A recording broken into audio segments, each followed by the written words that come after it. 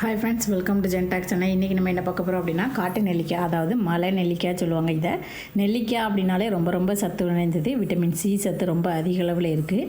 நெல்லிக்காய் வந்து நம்ம ஜூஸ் போட்டு சாப்பிடணும். அப்படி இல்லைன்னா நீங்கள் கடித்து சாப்பிடணும். அப்படி இல்லைன்னா நீர் நெல்லிக்காய் மாதிரி, அதாவது உப்பு நெல்லிக்காய் மாதிரி சாப்பிட்டீங்க அப்படின்னா உங்களுக்கு நிறைய பெனிஃபிட்ஸ். இந்த மாதிரி ஊறுகாய் வச்சு சாப்பிட்டா நமக்கு எந்த விதமான பெனிஃபிட்ஸுமே கிடையாது. இருந்தாலும் நம்ம வந்து மதியம் சாப்பிட்றப்ப லஞ்சுக்கு நமக்கு வந்து சைடிஷாக வேணும் அப்படின்னு நினைக்கிறவங்க இதை ட்ரை பண்ணலாம். ஆனால் சத்து நிறைஞ்ச சாப்பாடாக நீங்கள் சாப்பிட்றீங்கன்னு நினச்சிட்டு இந்த மாதிரி ஊறுகாய் செஞ்சு சாப்பிட்றது வந்து ரொம்ப ரொம்ப நல்லது கிடையாது. நெல்லிக்காயில் நிறைய சத்து இருக்குது, ஆனால் ஊறுகாய் மாதிரி செஞ்சு சாப்பிட்டா அதில் வந்து எந்த விதமான பெனிஃபிட்ஸுமே நமக்கு கிடைக்காது.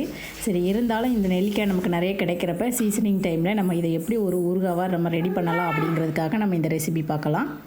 அதுக்கு நான் இன்றைக்கி இந்த நெல்லிக்காவை என்ன செஞ்சுருக்கேன் அப்படின்னா, நல்லா வாஷ் பண்ணிட்டு நல்லா துணியை வச்சு நல்லா தொடச்சிடுங்க.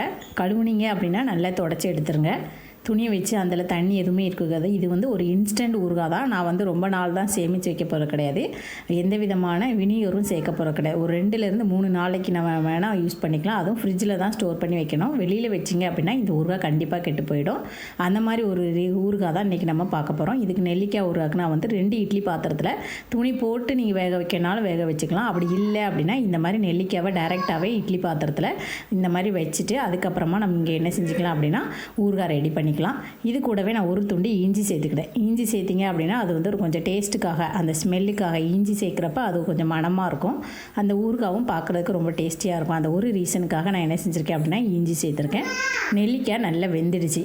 அதாவது ஒரு 2-3 பீஸ் 2-3 கோடு வரணும். அந்த நெல்லிக்காய் வந்து தன்னாலே வெந்துடுச்சு அப்படின்னா அந்த கோடுகள் எல்லாமே நல்லா வெடிக்க ஆரம்பிச்சிடும். இந்த மாதிரி நல்ல கோடெல்லாம் நல்லா வெடிச்சிச்சு அப்படின்னா அந்த நெல்லிக்காய் வந்து பெர்ஃபெக்டாக குக் ஆகிட்டுன்னு அர்த்தம். இந்த மாதிரி நல்லா வெடிப்பு வந்ததுக்கப்புறமா நீங்கள் வந்து அடுப்பை ஆஃப் பண்ணிக்கோங்களா. ரொம்பையும் குழச்சிடக்கூடாது. இதுதான் சரியான பதம். இதுக்கு முந்தின ஸ்டேஜ்லேயே நீங்கள் எடுத்துடக்கூடாது. இந்த மாதிரி நெல்லிக்காய் அவியறப்ப தானாகவே அதை என்ன செஞ்சிடும் அப்படின்னா இந்த மாதிரி வெடிச்சிடும். இதுக்கப்புறமா நம்ம என்ன செஞ்சோம் அப்படின்னா அந்த தண்ணி அந்த இட்லி பாத்திரத்துலேருந்து தூரம் எடுத்து வச்சுருங்க. ஏன்னா மேலேருந்து வெந்தது வந்து கீழேருந்து தண்ணி வடிஞ்சிருக்கும். கீழே உள்ள இட்லி பாத்திரத்தில் உள்ளது. அதனால் இதில் எல்லாமே நல்லா தண்ணி வந்து கம்ப்ளீட்டாக ட்ரை ஆகிடணும். நம்ம துணி வச்சுலாம் துடைக்க வேண்டாம். நீங்கள் எடுத்து ஒரு அரை மணி நேரம் தனியாக வச்சுட்டிங்க அப்படின்னா அந்த நெல்லிக்காய் வந்து சூப்பராக இந்த மாதிரி உங்களுக்கு விதையை எடுக்கிறதுக்கு ரொம்ப ஈஸியாக இருக்கும்.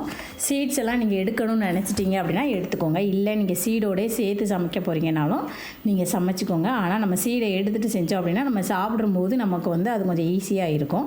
அதுக்காக நான் வந்து எல்லா சீட்ஸையுமே இந்த மாதிரி ரிமூவ் பண்ணிடுறேன். இந்த நெல்லிக்காயிலேருந்து எல்லா சீடையும் நீங்கள் எடுத்துடுங்க. எடுத்துகிட்டு நம்ம என்ன செஞ்சுக்கலாம் அப்படின்னா மசாலாஸ் எல்லாம் போட்டு ஃப்ரை பண்ணி ஒரு நெல்லிக்காய் ஊறுகாய் ரெடி பண்ணிக்கலாம்.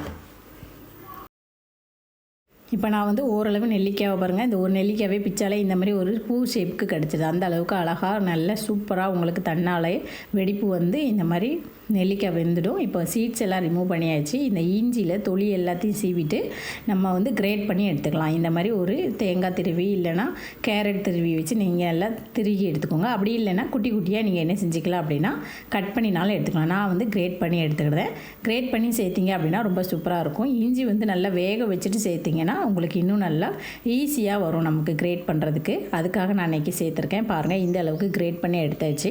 இப்போ ஒரு பேனில் கொஞ்சம் எண்ணெய் அதிகமாக சேர்க்கணும். நான் வந்து ஒரு 1 வீக்குக்கு உள்ளே தான் நான் வந்து ஸ்டோர் பண்ண போகிறேன். அதாவது ரொம்ப அதிக நாளைக்கு 6 மாதத்துக்கு 1 வருஷத்துக்கு அந்த மாதிரிலாம் நான் செய்கிறதே கிடையாது. இன்ஸ்டண்ட்டாக செஞ்சு அப்போவே சாப்பிட்ருவோம். அதனால் நான் என்ன செஞ்சுருக்கேன் அப்படின்னா இன்ஸ்டண்ட்டாக கொஞ்சமாக சேர்த்துருக்கேன். ஒரு பேனில் எண்ணெய் கொஞ்சம் நிறையா சேர்த்துக்கோங்க. நல்லெண்ணெய் சேர்த்திங்கன்னா உங்களுக்கு ஊறுகாய்க்கு எந்த எண்ணெய் விருப்பமோ நீங்கள் அதை சேர்த்துக்கலாம். நான் சாதாரண ஆயில் தான் சேர்த்துருக்கேன். அது கூடவே கடுகு வெந்தயம் சேர்த்துக்கோங்க. நம்ம வந்து கிரேட் பண்ண இஞ்சியை அது கூட சேர்த்துக்கோங்க. நெல்லிக்காவை இந்த வேக வச்சதையும் அந்த எண்ணெய் கூட சேர்த்துக்கோங்க. நல்லா மிக்ஸ் பண்ணிக்கோங்க. பொடி உப்பு சேர்த்துக்கோங்க தாராளமாக. கல் உப்பு வேணும்னா நீங்கள் சேர்த்துக்கலாம். பொடி உப்பு வேணும்னாலும் நீங்கள் தாராளமாக சேர்த்துக்கோங்க.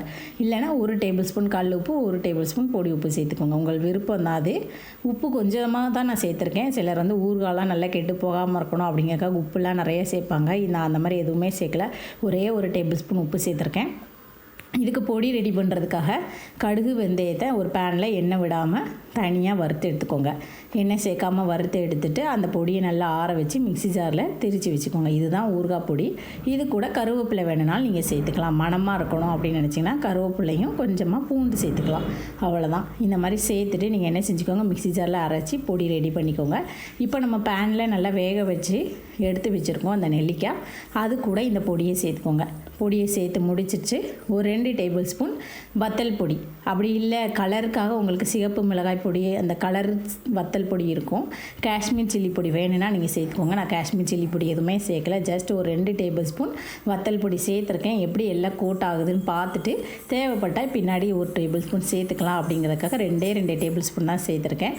ரொம்ப காரமாகவும் நான் வந்து இந்த மிளகாய் பொடி சேர்க்கலை. காரம் கொஞ்சம் அதிகமாக சாப்பிட்றவங்க நீங்கள் அதிகமாக சேர்த்துக்கோங்க தாராளமாக. ஆனால் எப்போவுமே ஊறுகாய்க்கு கொஞ்சம் காரம் கம்மியாக சேர்த்து, ஏன்னா இது வந்து நெல்லிக்காய் ஊறுகாய் அப்படிங்கிறதுனால இந்த மாதிரி காரம் கொஞ்சம் கம்மியாக சேர்த்தோம் அப்படின்னா அந்த புளிப்பும் காரமும் சேர்ந்து ரொம்ப ரொம்ப சூப்பரான டேஸ்ட் இருக்கும். ஒரு தயிர் சாதம், லெமன் சாதம் அந்த மாதிரி சாப்பிட்றப்ப கொஞ்சம் காரம் குறைச்சி சாப்பிட்றது எனக்கு பிடிக்கும். அதனால் நான் வந்து காரம் வந்து ஊறுகாய் சைடு எந்த டிஷ் வச்சாலும் ஊறுகாய் தொக்கு அந்த மாதிரி வச்சோம்னா காரத்தை ரொம்ப ரொம்ப கம்மி பண்ணிவிடுவேன். அப்போ தான் அதோட டேஸ்ட்டே டிஃப்ரெண்ட் லெவலில் இருக்கும். சிலர் வந்து கொஞ்சம் காரம் தூக்கலாக இருக்கணும் அப்படின்னு நினைப்பாங்க. அப்படி இருக்கிறவங்க நீங்கள் காரம் தாராளமாக சேர்த்துக்கோங்க. கலருக்காக நீங்கள் வந்து வத்தல் பொடி, காஷ்மீர் சில்லி பொடி ஒரு டேபிள் ஸ்பூன் இருந்துச்சுன்னா அந்த ஊறுகாய் பார்க்கறதுக்கே நல்ல கலர்ஃபுல்லாக இருக்கும். அதுவும் நீங்கள் சேர்த்துக்கோங்க. நான் இன்றைக்கி கலருக்கு எதுவுமே சேர்க்கல, ஜஸ்ட் 2 டேபிள் ஸ்பூன் பொடி மட்டும், வத்தல் பொடி மட்டும் சேர்த்துருக்கோம். அவ்வளோதான். பாருங்கள், இந்த எண்ணெய் எல்லாம் நல்லா பிரிஞ்சு வரணும். பிரிஞ்சு வந்ததுக்கப்புறமா நம்ம வந்து அடுப்பை ஆஃப் பண்ணிக்கலாம். இப்போ ஊறுகாய் ஓரளவு நல்லா ரெடி ஆகிடுச்சு. இந்த வீடியோ பிடிச்சிருந்தா கமெண்ட் செக்ஷனில் இருக்கிற கமெண்ட்ஸில் உங்களோட ஓட்டிங்கை நீங்கள் வந்து தாராளமாக கொடுக்கலாம். எவ்வளோ ஸ்டார்ஸ் அப்படிங்கிறத நீங்கள் தாராளமாக ஷேர் பண்ணிக்கோங்க.